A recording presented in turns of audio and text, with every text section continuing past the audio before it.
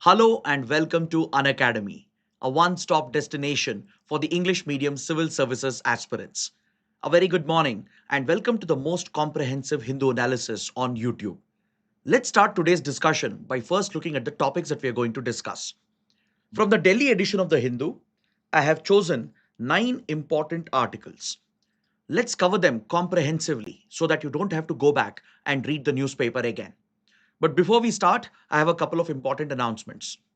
If you're looking to enroll for our online classes, this is the best opportunity for you as Unacademy is providing a flat 60% off on all our subscriptions.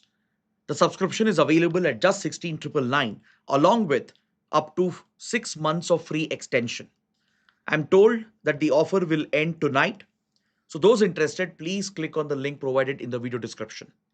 On the subscription page, you might see a different fee. But once you apply the code IAS English, you will be able to avail this offer.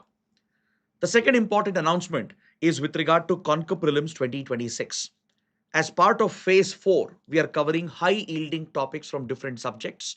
And today and tomorrow, I'll be taking up these two classes for international relations.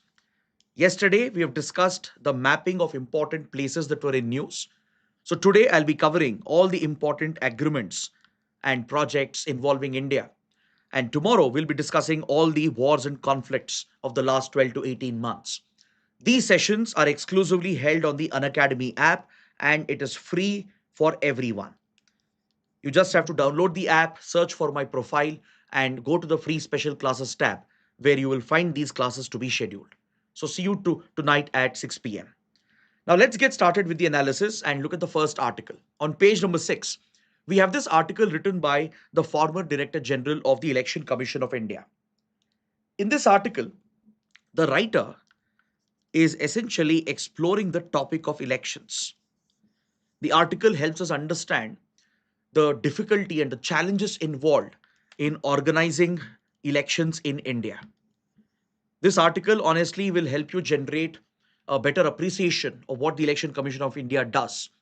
Despite all the criticism it faces, despite its weakness and flaws, one must credit the ECI for the incredible task of conducting periodic and regular elections to ensure free and transparent nature of democratic elections.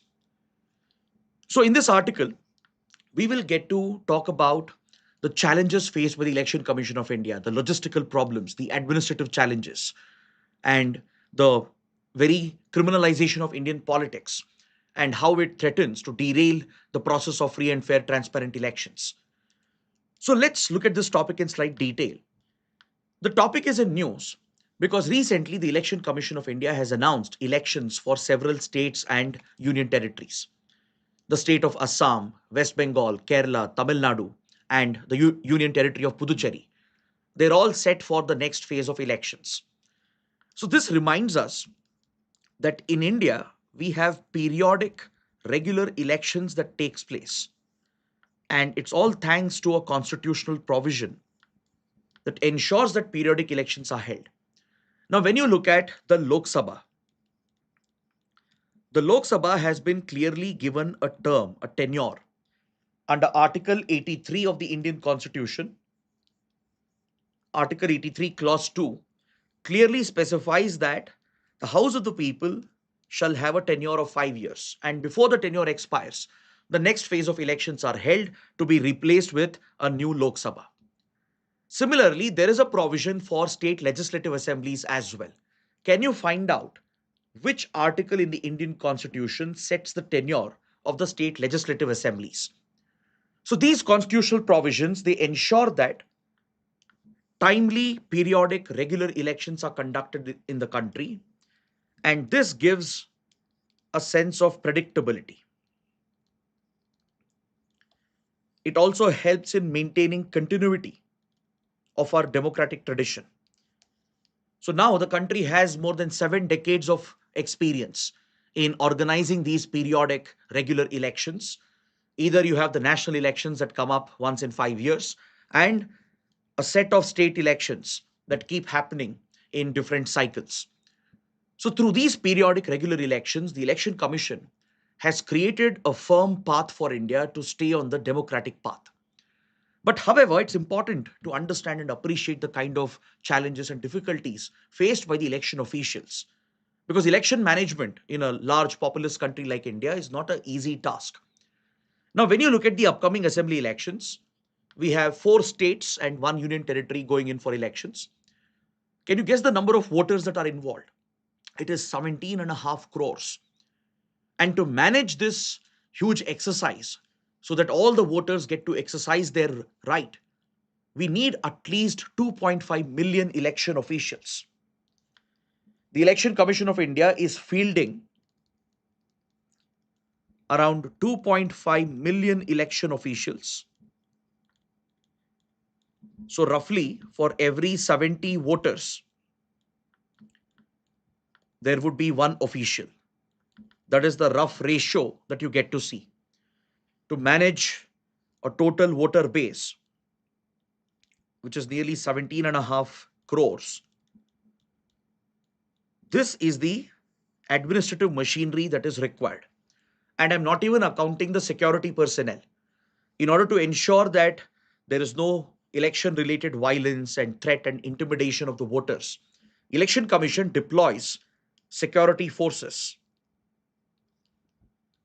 from the state police to central armed police forces.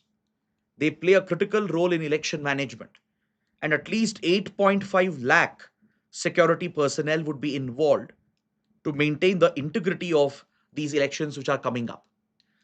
So just look at the scale and the size of this exercise. And Election Commission tries to ensure that not a single voter is left behind. For example, in the Theni district of Tamil Nadu and in Idukki district of Kerala, there are few remote polling booths located in mountainous territory where proper roads don't exist. So here election officials, they not only take very difficult roads, they even trek for 30 to 40 kilometers to reach one single polling booth where you hardly have 5 to 10 voters. That is the level of commitment that you see from the Election Commission of India.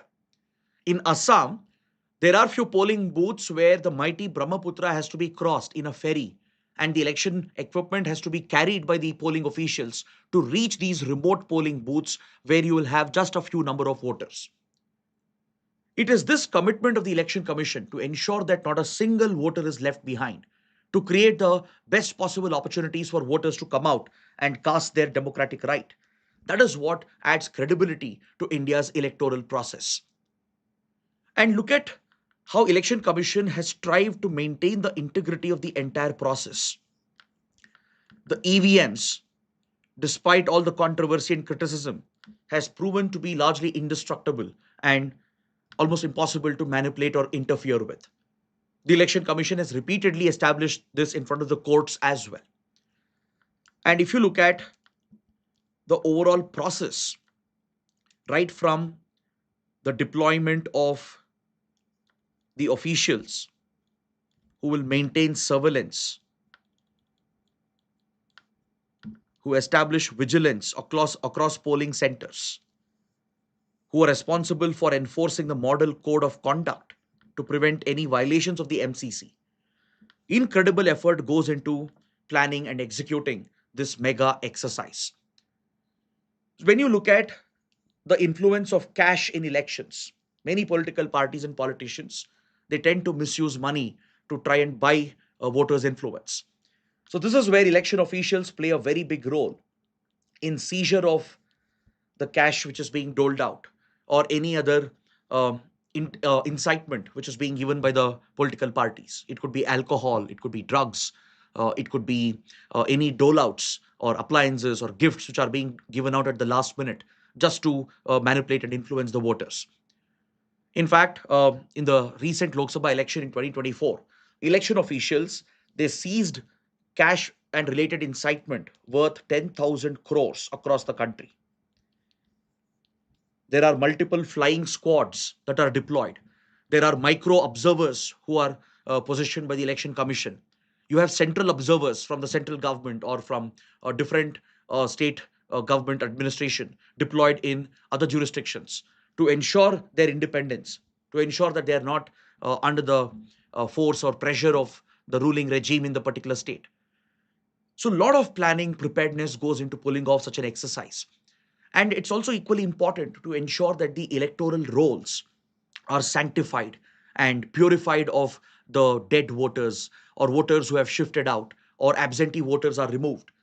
In this regard, recently the Election Commission has carried out the Special Intensive Revision, the SIR exercise, which has also attracted a lot of controversy with regard to the manner in which it was done. See, it is a constitutional mandate of the Election Commission to ensure the purity of the electoral rolls. But the way in which it was done, the kind of documentation that was requested, and the number of voters who have been left out. In every state, several lakhs and crores of voters have been filtered out from the list, and it has raised a political controversy of its own. But irrespective of the controversy, the sanctification of the electoral rolls, the purification to maintain its integrity, has indeed won a lot of praise from the judiciary, from the government as well. And this incredible exercise ensures in maintaining the overall integrity of the electoral cycle. Then, if you look at voter awareness, this is another task where Election Commission strives to inspire and motivate more and more voters, especially the young voters, to step out and cast their democratic right. The Election Commission, it conducts a program known as the Sweep, through which it spreads awareness and tries to instill that motivation for the voters to step out. It carries out voter education and it tries to drive electoral participation through the sweep awareness exercise. So, this is where the Election Commission does deserve the praise and the credit for pulling off the largest democratic exercise that the world ever witnesses. Now, when it comes to holding these elections, the Election Commission is always faced with 4M challenge. There are 4M's that pose the biggest challenge for the free and fair conduct of elections. One is money, the other is muscle power, where violence, threats, and intimidation is often used by parties and candidates. Third is misinformation, especially with the evolution of social media and internet based campaigning and platforms. Spread of fake news and misinformation has become a big headache and a challenge for the Election Commission. Then we have the Model Code of Conduct and the violations of the MCC. So these are the 4M's identified by the Election Commission. So how does Election Commission deal with them? See, the money and muscle problem is as old as Indian democracy itself. Right from 1950s, political parties have relied on their money power and muscle power to try and intimidate the voters, to incite them to try and buy their influence. So this is something which could manipulate the very process of elections. So the MCC, the Model Code of Conduct, and how the Election Commission manages the entire administration and the security officials has helped in curbing the influence of money and muscle power. For example, the Election Commission gains complete control over the administrative machinery and the security apparatus. Under Section 28A of the Representation of People Act, government officials during times of election, their only allegiance is to the Election Commission of India. It could be the state bureaucracy, the central government officials, and the security forces, including your central armed police forces. Their allegiance is only to the Election Commission of India, not to the ruling party which is in power. It could be the ruling party at the center, ruling party at the state level. These officials, the bureaucrats and the security personnel, they are not expected to be loyal to the ruling party in power. They're expected to have their allegiance in favor of the Election Commission of India and the Constitution of India. That's why the Election Commission carries out large scale transfers of officials to ensure that favorable officials are not misused by the current leaders who are in power, especially at senior levels, mid levels. A lot of high level transfers are carried out.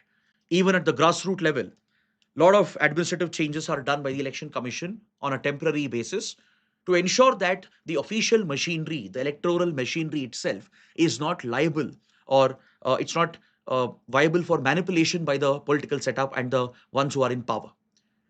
So, through this process, To some extent, the muscle power has been curbed, and to some extent, money power also has been curbed.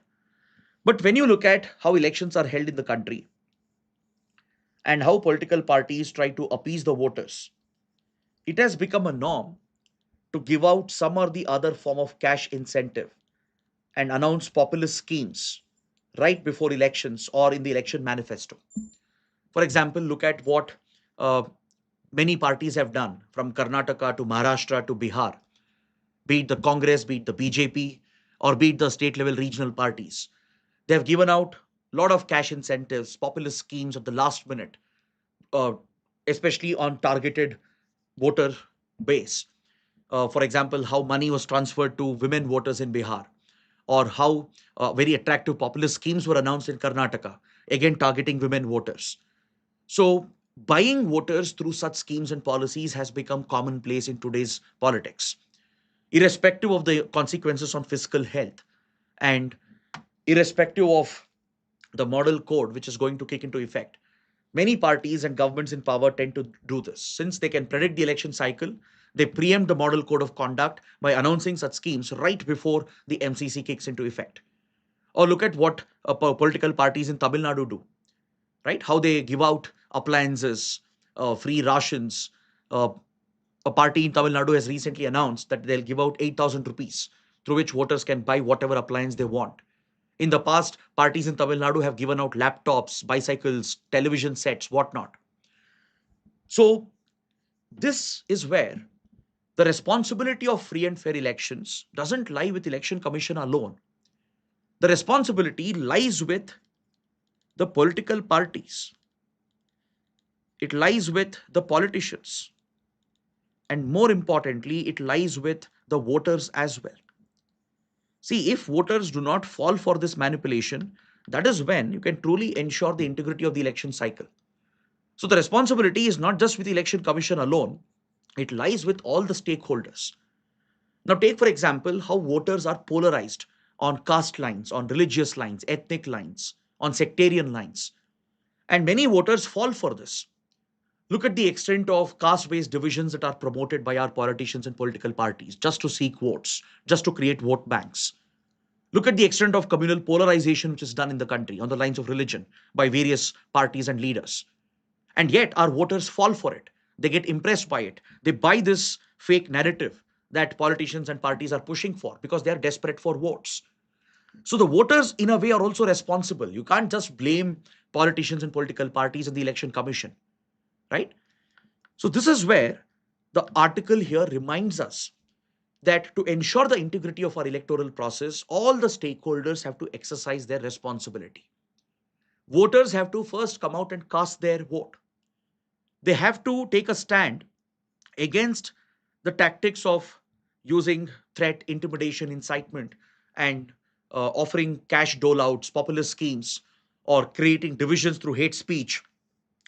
Voters need to identify such harmful practices and remove such leaders and parties from power again and again so that that becomes a deterrent for these parties and leaders to behave in line with the model code of conduct and the guidelines of the election commission of India.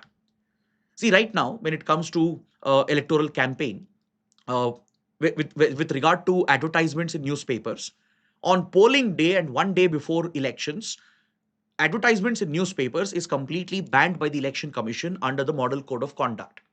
This is properly enforced as well. Unless it is pre-certified, pre-approved by the election commission, no party or leader can publish ads in newspapers just one day before the election or on the day of the election. But however, this is very hard to enforce on social media platforms. Though there is a code for social media guidelines, and election commission maintains very strict vigilance and surveillance on social media and internet based platforms, it's very hard to enforce it because of the very nature of internet and social media. Many parties, candidates, they misuse this and they keep on pushing campaigns on social media even during the election phase. And what has been posted before will continue to remain on social media platforms. So, this is where voters have to be more cautious. They have to be self aware. They should not fall prey to these desperate tactics of the parties and the leaders. Election Commission can do only a part of it. It's already doing an incredible job. The rest of it lies with the voters to hold the leaders and the parties in power accountable so that they respect the model code of conduct and the regulations and guidelines which are in place. So this is what we learn from this important article. So please take up this question on election management in India, maintaining the integrity of our elections, and how it is not just the responsibility of Election Commission of India. It's a responsibility of the voters, the parties, and the officials as well. So can you critically examine the statement which has been given over here? Now let's look at the next topic. We have an editorial on page number 6 that analyzes the anti-conversion laws that have been recently brought out by the government of Maharashtra and the government of Chhattisgarh.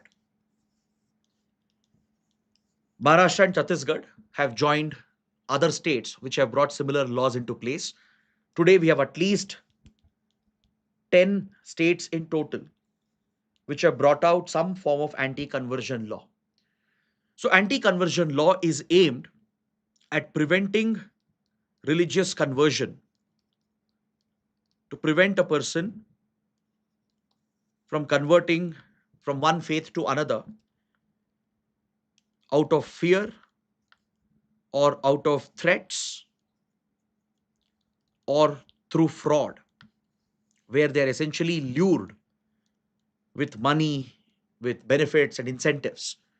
So, to prevent such fraudulent religious conversions, to prevent conversion out of fear, threat, and intimidation, these laws are enacted by state governments, and at least 10 states are now having such a law in place.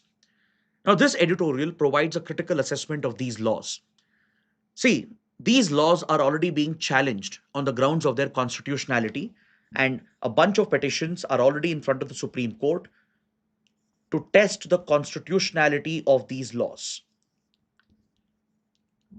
Does it go against one's fundamental right, which guarantees freedom of religion, the freedom to profess, practice, and propagate a religion?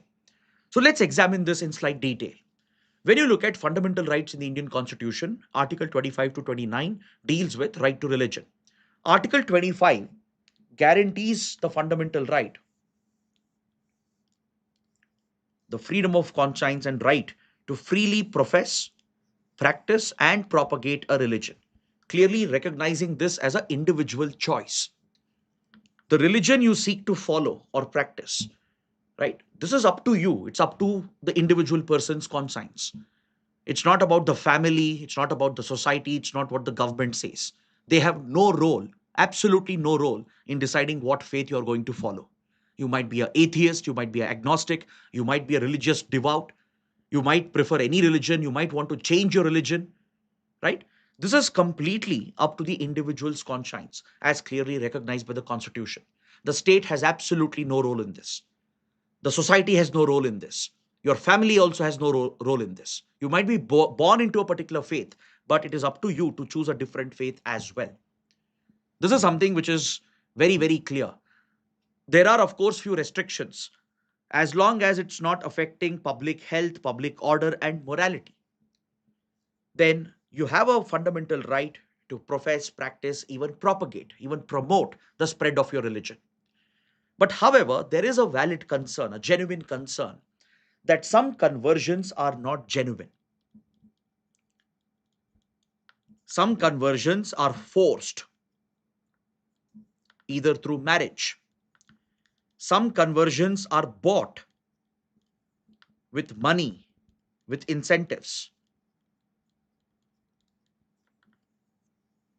For example, few so-called NGOs or missionaries or religious organizations, they might try to entice people of one faith to join another faith, not just on the principles of that religion and the ethos of that religion, but they try to attract them with money, benefits, and incentives.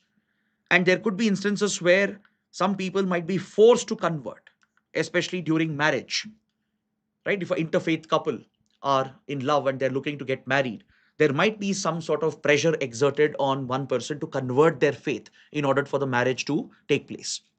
So, such forced and pushed conversion of religion, or where some fraud is involved, this is something which goes against the interests of a particular faith, right? It does raise a social concern.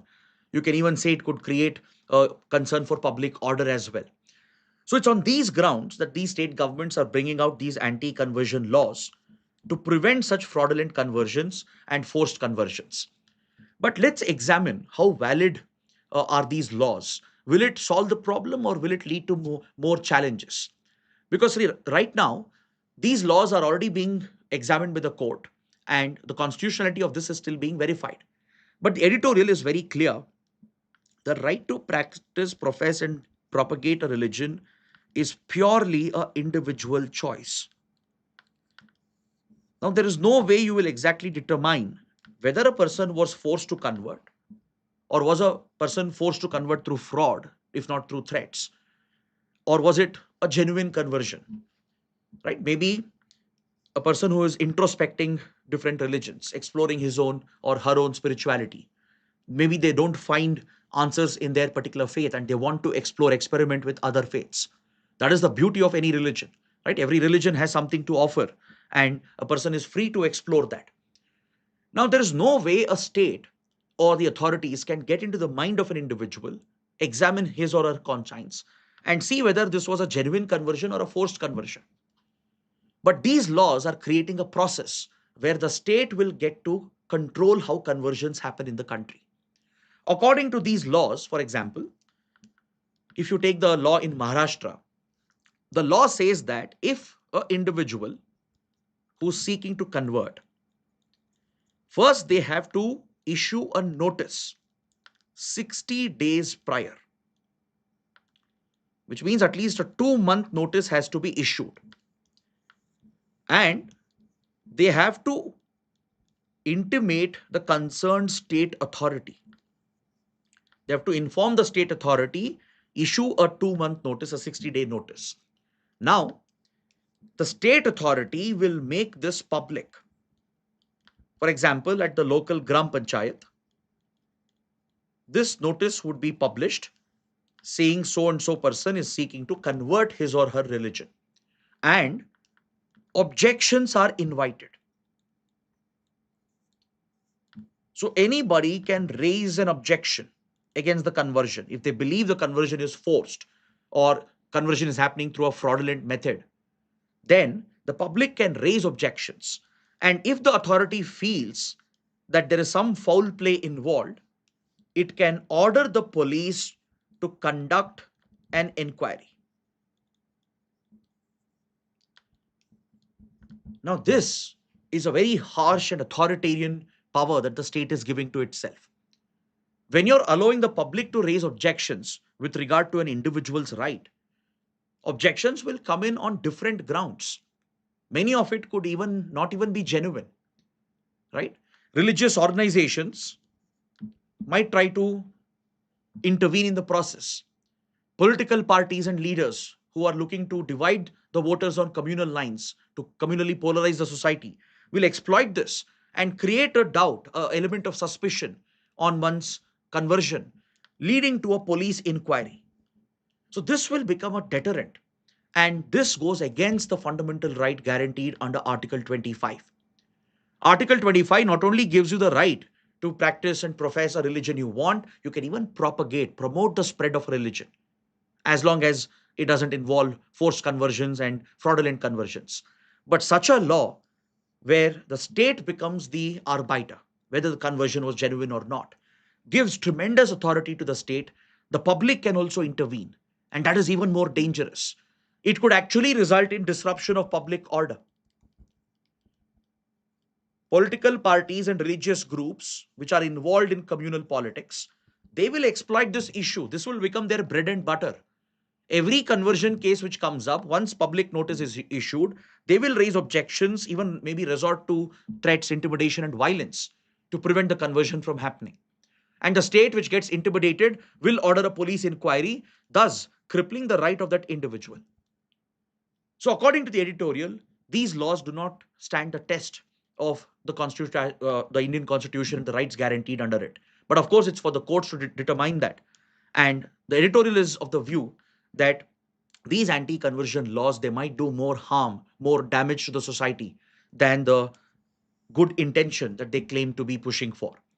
The laws might be well intentioned. There might be a good intention to prevent forceful conversion and fraudulent conversions. But there are high possibilities that such laws will be misused and it will cause more harm to the society than the good it brings in. So that is why the editorial is urging the governments and the society to introspect and go back and take a relook at these laws. So please take up this practice question and based on what we have discussed, practice your answer writing. Now, moving on page 7, the Hindu has published a very detailed infographic which gives us data based insights on the extent of EV adoption in India and China. It basically gives a comparative analysis of electric vehicle and new energy vehicle adoption in both the markets. Now, why is this important? It is important because right now both India and China are facing a major disruption to their energy supplies because of the ongoing West Asia conflict. The energy disruption poses a direct threat to any economy which is import dependent. If you look at crude oil, we have discussed in previous classes that India imports nearly 89% of its crude oil requirement. It used to be around 85% before, but now our import dependency has gone up. It's in the range of 88 to 89%. Even China has a similar critical dependency, slightly lower than that of India, but it's the world's largest importer of crude oil and it has a 74% import dependency. So, with such an extent of import dependency, both countries would obviously face a big shock because of the supply disruption caused by the conflict in West Asia, right? But however, the impact of this energy disruption is being felt very differently in China as compared to India. See, as of now, India fortunately has sufficient buffer stocks and strategic reserves, which could last up to 60 to 70 days. But still, India is much, much more vulnerable to the disruption of oil supplies as compared to China. Even with regard to gas supplies, China is much more self reliant as compared to India. And why? A large part of it is because of the increased adoption of new energy vehicles and electric vehicles in the transport sector. See, this data pointer is specifically focused on the transport sector of India and China. It's not looking at LPG availability or other industries where gas is used or oil based products are used. It is specifically looking at energy required to power your transport sector, the fuel which is needed to push your cars, your buses, trucks, your two wheelers, your three wheelers. That's the focus of this entire infographic. So China is in a much better position because there is a very increased and heightened adoption of electric vehicles and new energy vehicles. It could be hybrid cars or electric cars or two wheelers, three wheelers. There is a massive, massive adoption in China, and that is where India is lagging behind. So the article basically tells us if India were to make a shift, a more accelerated shift towards EVs and new energy vehicles, we will be better insulated in the future from these supply shocks. That's a lesson we should draw from China's experience. Now, just to put things in perspective, let's compare the numbers. Now, when you look at the percentage of electric cars, in China, the present car sale data shows that almost 53% of the cars being sold, they are electric cars or new energy vehicles, which is a mixture of your hybrid cars and electric cars. You know what's the number for India? It's barely 6%. Look at the stark difference, the contrast. If you take the sale data of the new cars which are happening in both countries, 53% of cars being registered in China are new energy vehicles, whereas only 6% of them in India are new energy vehicles.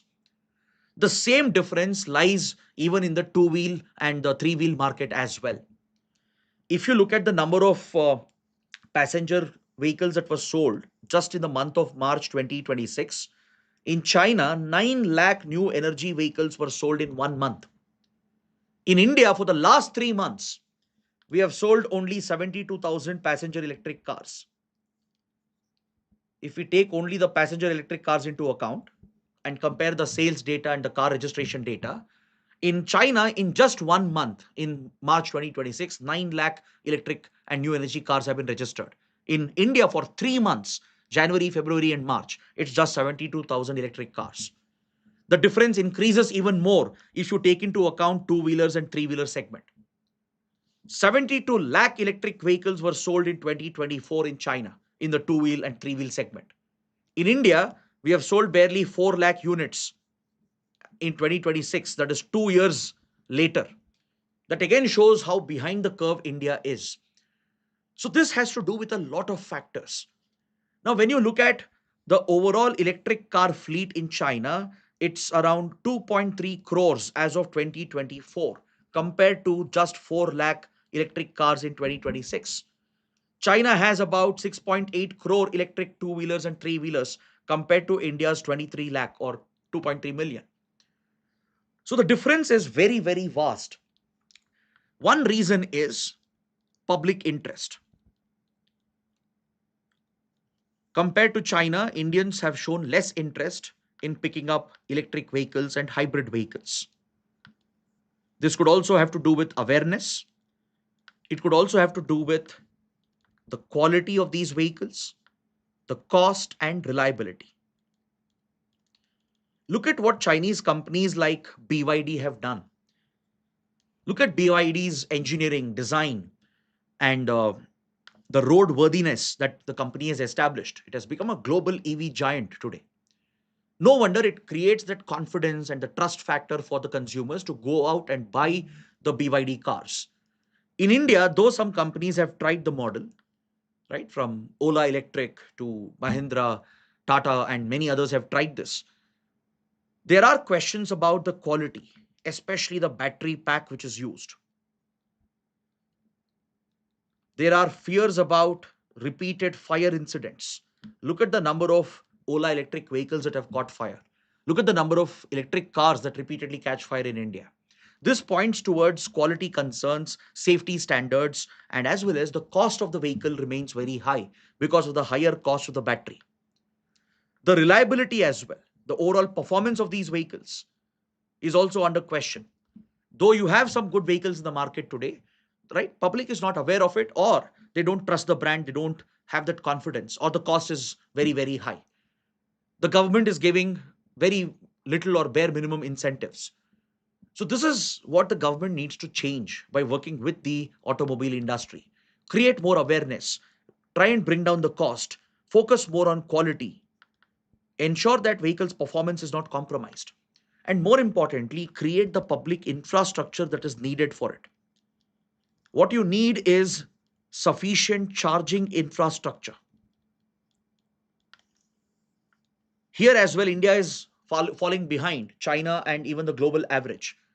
Now, when you look at the number of cars per one public charger available, in China, there is one charger for every 9 electric cars. Global average is somewhere around 11, if I'm not wrong. The global average is for every one public charger, 11 cars will be charging using that facility. In India, the number is 14. 14 cars in India will depend on one public charger, which means it's much higher compared to the global average and what you see in China. China has proliferated the public charging infrastructure, ensuring that last mile reach. And this also increases adoption. China has solved the logistical and supply chain related problems for the key materials that are required for building the batteries and the electric vehicles. China controls most of the lithium, cobalt, and nickel supply chain, which is critical for the EV industry. And that is one place where India is struggling. So, this is an example to show what India should be doing. It basically tells you what policy changes are required, what policy interventions are required to ensure that we drive EV adoption and new energy vehicle adoption so that it reduces our dependency on fossil fuel based transportation sector. You can do this with buses and trucks as well. Though India has started implementing this model, the adoption is still very, very low compared to what China has done. So that is a key lesson we take away from this data pointer. Next, a very interesting article related to social media and the harms, the ill effects of social media. See, I'm sure all of you are aware that social media is known to drive depression, anxiety,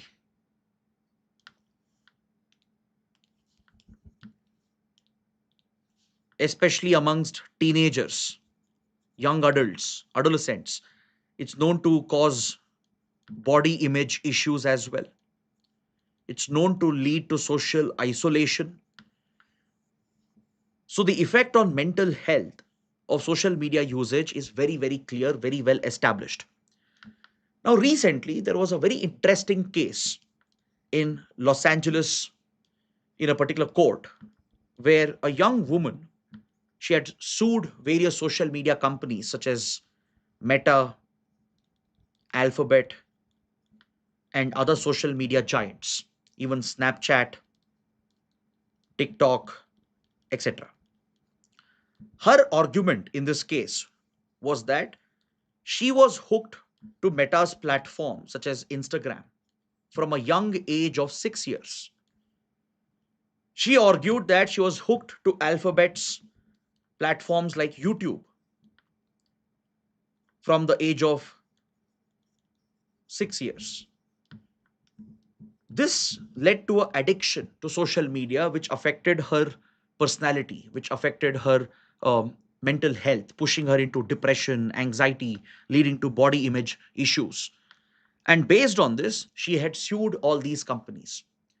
Snapchat and TikTok settled with the petitioner, paying a settlement fee. But Meta and Alphabet fought out the case. And now the jury has delivered a very significant verdict. See, the judge is yet to provide a final ruling. The final ruling is yet to come from the judge in this particular case in Los Angeles. But the jury has held these companies accountable and their algorithms to be responsible for the mental health of this individual. And they've ordered a compensation of $3 million to be paid to the victim. So Instagram and YouTube have been directly held liable by the jury, and they have been directed by the jury to pay a compensation of $3 million to the victim who suffered mental or health issues because of the addiction that she had developed. Now, many of you might dismiss this case. You might say this is a case of extracting money from companies, right? Let it be, even if that is the case, because this could even lead to such copycat cases. And such cases are nothing new. Many, many such cases have been filed against social media companies. But what sets this case apart is the basis of the argument made by the petitioner and her lawyers. See, previously, whenever such cases came up against social media firms, they were always focusing on the content hosted on these platforms. There are innumerable cases across the world, not just in the US, in India as well, in Australia, in Europe. Many, many, many cases have been filed with regard to the harmful content on social media and how platforms push the users towards a certain set of content, creating a echo chamber where you're fed with the same type of content based on your likes, your dislikes, and they are basically trying to deliver this dopamine hit so that you keep on scrolling endlessly, what we call as doom scrolling, right? But whenever petitioners argued on the basis of content being manipulative in nature, content being harmful in nature, the case would be lost. The case would go in favor of these companies. You know why? Because in the United States and in most countries, there is a safe harbor provision which is given to these intermediaries. In India, we have the IT Act, under which Section 79A grants that safe harbor to IT companies and tech companies. Similarly, in the United States, there is Section 230, under the US Communications Decency Act that provides a safe harbor, a legal immunity for communication platforms and tech platforms from third party content.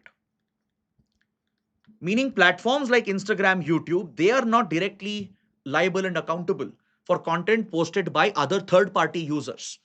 So, using this argument, cases would often go in favor of the companies, saying that the content is posted by someone else and the law provides immunity for the platforms for the intermediaries. But in this case, the petitioner had a different line of argument. In this case, in Los Angeles court, the petitioner and her lawyers, their argument was that the algorithm of these platforms, they are rigged to drive your attention. Meaning there is a design flaw which has been deliberately created by these companies. These companies have deliberately created such an algorithm which keeps you hooked and engaged by delivering repeated dopamine hits, creating such an echo chamber. And the algorithm, the product itself is at fault. So the petitioner's argument here is not about the content, right? Many previous petitioners had argued that I'm being shown ISIS content, terror content, far right extremist content, and they tried claiming compensation. But none of them got any compensation because they would lose the case as the companies enjoyed safe harbor under Section 230.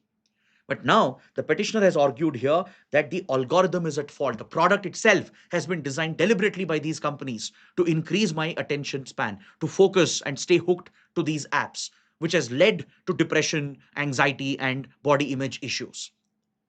So, this case, which is likely to go in favor of the petitioner, if the judge also finalizes the judgment, this could have serious implications and it could finally bring that pressure on social media companies to try and take a relook at their algorithms. See, many internal documents from these companies shows that the tech leaders are aware that the algorithms are designed for this purpose. In fact, they've designed it deliberately as well to keep you hooked to their screens, to their applications, increase your average watch time, your average view duration. And they are very well aware of this design, which is deliberately done on the part of these companies. Even in the Senate hearings, where these companies have been held accountable, it becomes very clear that the companies knew from scratch, from day one, when they were building these apps, that this is what they wanted. They wanted to grab the attention of the viewer, keep them hooked, and they have played with human psychology to deliver those dopamine hits through a algorithmic bias. So now the courts recognizing this and providing compensation to the victims can become a turning point. It could set a legal precedent across the world because this will increase the financial cost on these companies. Imagine if copycat cases come up. Let victims do it for money, let it be. But the companies will become answerable. They will basically face that financial pressure of doling out compensation across the world, which might push them to take a relook at their algorithm and redesign the algorithmic features so that the mental health of the users is protected. Especially children are very vulnerable, minors who get exposed to these platforms at a very young age. Right now, there is a global debate going on to ban social media for minors. Many countries have already taken a lead. Australia became the first country in the world to impose a nationwide complete ban on social media for those who are under 16 years.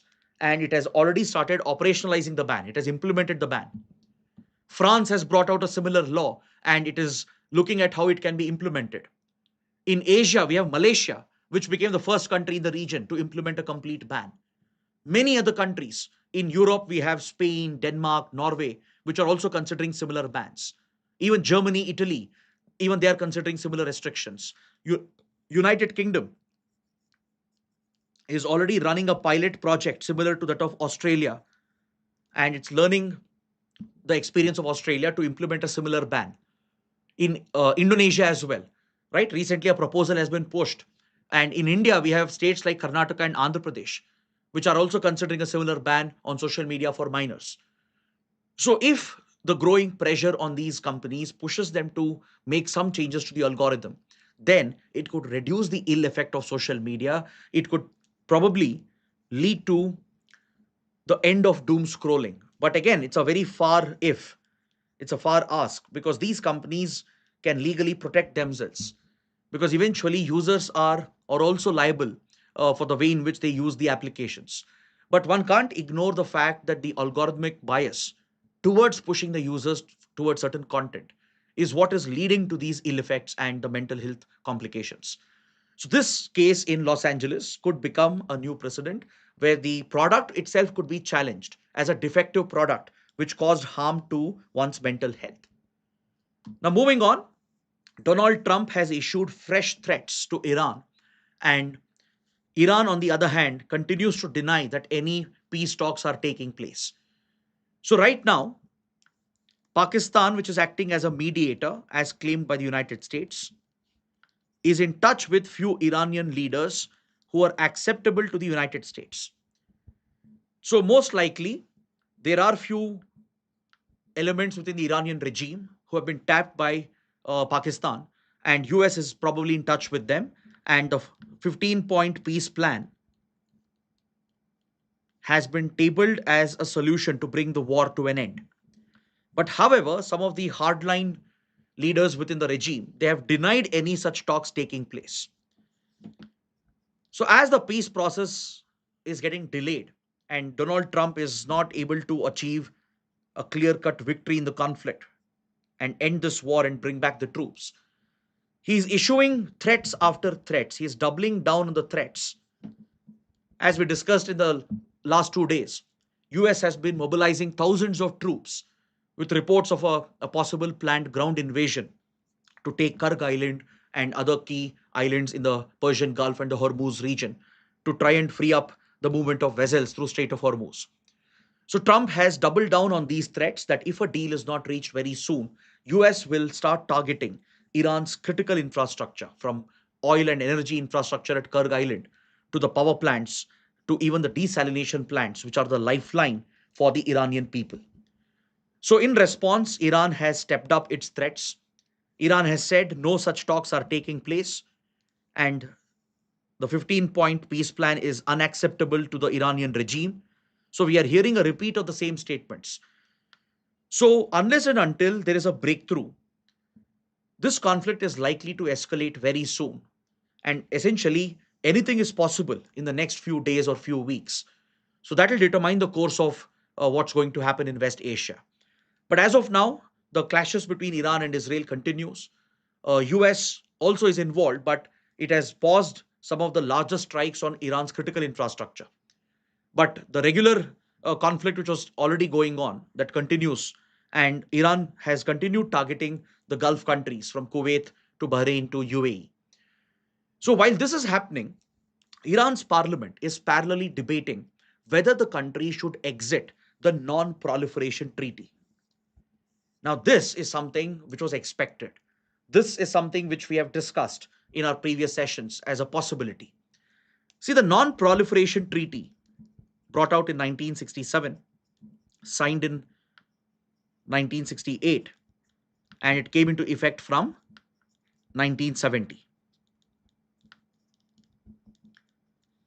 The Non Proliferation Treaty, which was worked out by the 18 Nation Conference on Disarmament through the United Nations, it provided for only 5 official nuclear weapon states.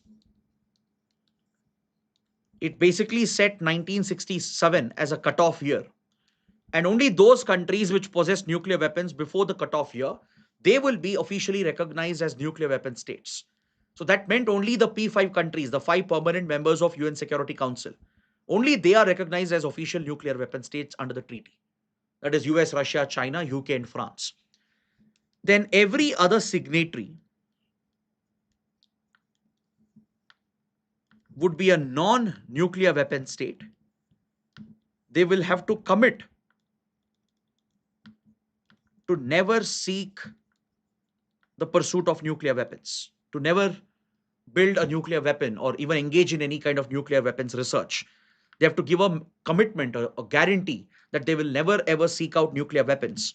And in return, they will get assistance for peaceful nuclear research. That is the civilian application of nuclear science. Now, this agreement, when you see the treaty, it clearly looks biased. It is asymmetric. It's unfavorable to the non P5 countries. So that's the reason why countries like India rejected the NPT. India outright rejected NPT because there was no way India could abandon the pursuit of nuclear weapons, given the fact that China had already become a nuclear weapon state. For India, it was a strategic necessity to create the deterrence.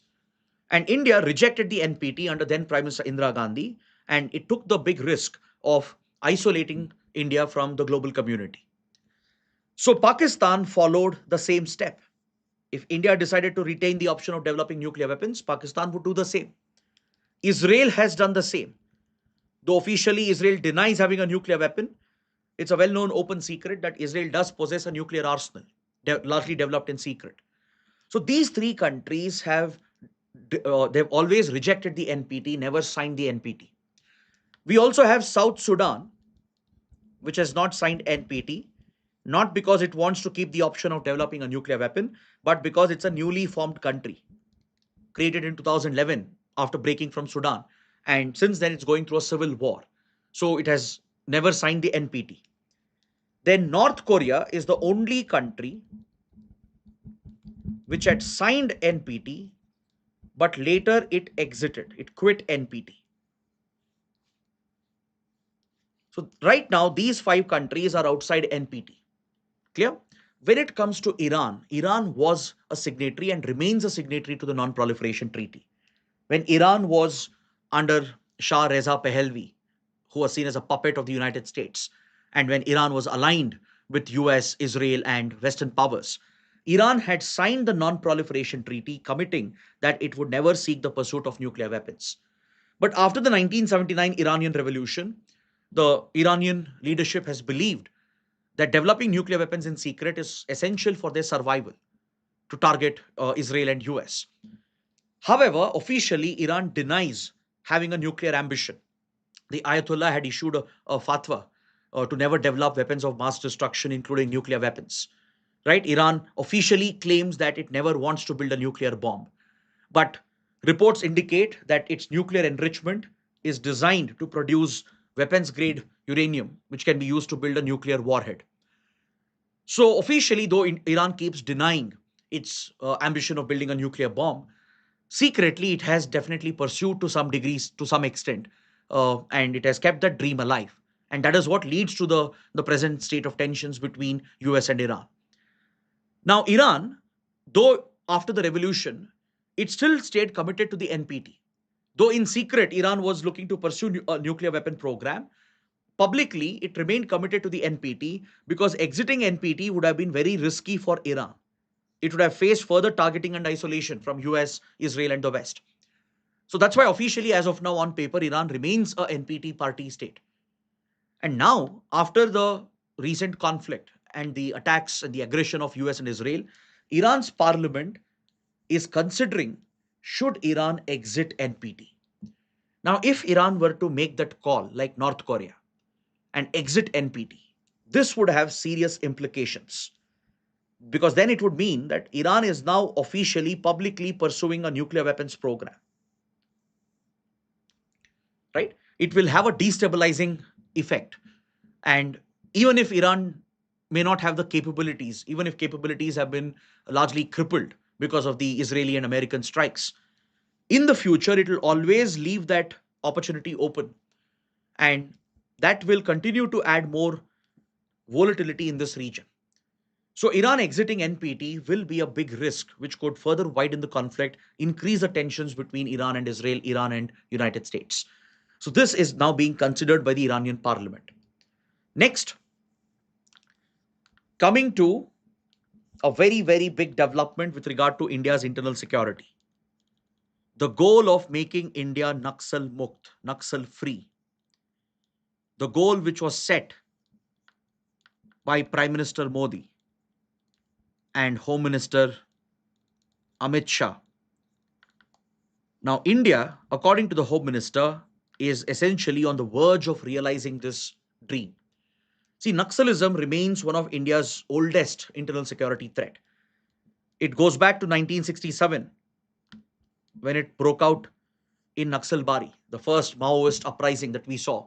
Hence the name Naxalism, named after Naxalbari, a village near Siliguri corridor in West Bengal where it started. Since 1967, Naxalism or Maoism, which is a type of left wing extremism, has been one of India's biggest internal security threat, affecting multiple states from Bihar to West Bengal to Andhra Pradesh, Telangana, even Western Ghats region in Karnataka, Tamil Nadu, and Kerala, right? Chhattisgarh, Jharkhand, Maharashtra, Madhya Pradesh, even parts of Punjab, Haryana, Delhi, NCR. They've all seen the impact of Naxalism.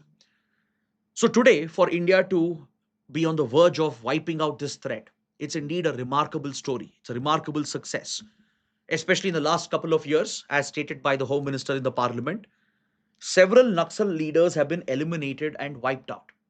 When you look at Naxal's leadership, uh, you have you have the party general secretary who heads a politburo, like a cabinet, which is the highest decision-making body in a communist party, followed by a central committee, which is like a council of ministers of sorts, which is a high-level decision-making body. Now, this comprises the top leadership of any Maoist communist outfit. A general secretary who's the head of the party, with a politburo and a central committee comprising of the senior leadership. Now, a couple of years ago, we still had around 20 plus politburo and central committee members. Today, there's only one left in the open. Many of them have been killed, many of them have been arrested, some of them have recently surrendered. So, with this, there's only one Maoist leader from the Politburo and Central Committee who's still standing.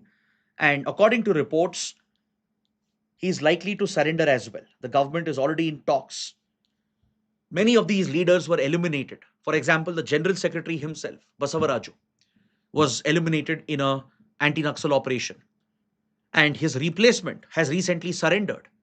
Most of the other members have given up the fight and surrendered. Many of them have been arrested as well. Several mid level cadres have been neutralized. In the past 3 years, 706 Maoists were killed, 2,000 plus arrested, and close to 5,000 cadres have surrendered, thus breaking the entire network of Naxalism. So, this remarkable success, the reduction in violence, has brought some stability back to these Naxal affected states. So, according to the Home Minister, India is definitely well on its way to achieve the target. The target was 31st March 2026. The government has declared that India has indeed become free of Naxalism. But of course, on the ground, there might be still some remnants.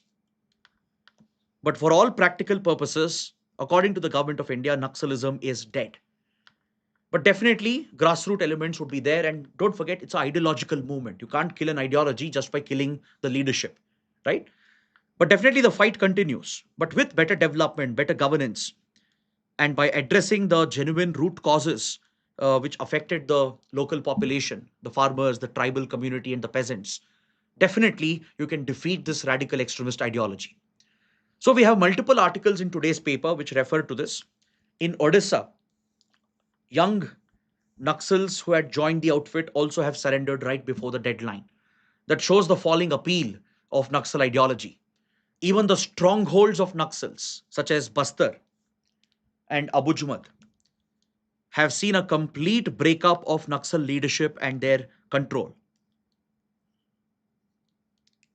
See, Bastar in the Dandakaranya belt has been the central axis of the CPI Maoist in the Chhattisgarh Odisha region and the base of Naxal operations at least since 2004 2005. According to the IGP of the Bastar range, P. Sundar Raj, the backbone that existed in Bastar, the stronghold, has been completely broken and decimated by the security forces. Last year, the General Secretary Basavaraju, who was hiding in Bastar, was killed, following which the entire leadership and the cadres have dispersed. And even the connecting corridors in the forested areas which linked Naxal strongholds have been brought under the control of the security forces. Another major hub, the new sort of headquarters of Naxals, was Abujmad on the borders of Chhattisgarh, Andhra Pradesh, Telangana belt. Abujmad has been recently liberated under Operation Black Forest. The entire cadres that were operating here, many were killed, many have been arrested, right? Many have fled as well, many have surrendered. So, with this, the complete backbone of Naxal infrastructure has been dismantled, according to senior police officials. So, now if India follows this up with good administrative measures, with better governance, delivering better development to the affected areas, then definitely Naxalism as an ideology can be defeated. But as of now, for all practical purposes, Naxalism can be seen as dead. That's at least what the government is claiming, right? But there can be sporadic incidents, there will be some remnants on the ground, and it will take some more time and effort, especially developmental effort. See, you can't just win these wars with force. You need a mix of security approach, development approach, and dialogue. You need to follow the steps of conflict management, conflict resolution, where you're willing to talk and engage with extremists, give them a path to surrender and come back into mainstream. And if they have genuine concerns, address it through better development and administration. Even after this approach, if they try to take up arms and fight, that is when you employ maximum force using security operations. So it's a mix of this strategy which will yield results. And this credit goes to the security forces, the state governments, the central governments, which have coordinated this effort to try and bring down Naxalism, which has been one of India's biggest internal security challenges. Next, coming to page 13, there's an article related to the value of the Indian rupee, which has triggered a lot of concern amongst investors and as well as in the markets. The rupee value has depreciated by 4.1% since the start of the West Asia conflict. So that's a quick update for you, which means there is significant pressure on the Indian rupee. The rupee, which was at the 1991 level as compared to the US dollar, it was in the 90 to 91 range. It has now gone down to 95, which is a historic low. And experts believe this could even slip to the 100 rupee mark per dollar and breach that psychological barrier. And some market estimates are even pegging the rupee value in coming months at 105 rupees per dollar. Now, this would make rupee one of the weakest currencies amongst emerging economies, right? Because due to the conflict, there is a flight of foreign capital, especially volatile capital that's brought in by institutional investors, foreign institutional investors. This capital has taken flight to safer destinations like the US, creating a demand for the dollar, leading to the depreciation of the rupee. However, when this question was brought up in the parliament yesterday, the finance minister Nirmala Sitharaman has strongly defended the fiscal and monetary management of the government and the RBI. Finance Minister Nirmala Sitharaman has said there's nothing to worry. The criticism is just a propaganda of the opposition and the media. And she has given credit to the government for managing the value of the rupee despite challenging global circumstances. According to the finance minister, the rupee is still one of the better performing currencies as compared to other similarly placed economies. But experts are telling otherwise, that Indian rupee is one of the weakest as compared to other similarly placed currencies. So, this indeed is one of the important parameters to watch out for. As the West Asia war continues, the pressure on global economy continues, the value of the Indian rupee compared to the dollar and the depreciation happening is something you should keep your eyes on. Next, a big development in Myanmar. Myanmar's military chief, the head of the Tatmadaw is the name, it's the name of the military, the army in Myanmar. So locally, Myanmar's army is referred to as the Tatmadaw. Since 2021, the chief of the army, General Min Aung Hlaing, he had staged a coup after the 2020-21 elections. He had nullified the election results. He dismantled the government formed by the National League for Democracy, headed by Aung San Suu Kyi, the Nobel Peace Laureate. He jailed the party leaders. He cracked down on democracy itself and brought back military emergency, national emergency in 2021. Since then, the country is going through a civil war where pro-democracy forces, ethnic armed groups have fought against the military junta. So for the last 5 years, Myanmar has remained under the dictatorial rule of the military junta, and large-scale fighting has taken place as part of the civil war which is going on in the country. Now, recently, elections were held by the military regime, but most experts believe that these elections were largely rigged. It was manipulated, controlled by the military. It's not a free and fair election that was held. And as expected, a party which is controlled by the military itself, the USDP, the Union Solidarity and Democratic Party. And trust me, there's nothing democratic about this party. It's entirely made up of former military officials. So USDP has claimed to have won the elections and they have filled the parliament. So basically, the parliament is filled with military officials. Though it claims to be a political party and a democratic party, it's essentially a front for the military leadership. And now the parliament will be electing 3 vice presidents, one of whom will be elected by the parliament to be the president of the country. And guess who has just been appointed as the vice president by the parliament? The military general, the chief of the Tatmadaw, General Min Aung Hlaing. He has resigned from his military position, stepped down as the military chief, and he has been elected as one of the vice presidents. So it's anybody's guess that out of the 3 vice presidents, who will be chosen to become the president of the country. Most likely, the parliament filled with military officials and military-backed candidates, they will elect the former military chief to become the president of Myanmar. So this shows the power ambition of dictatorial leaders like General Min Aung Hlaing.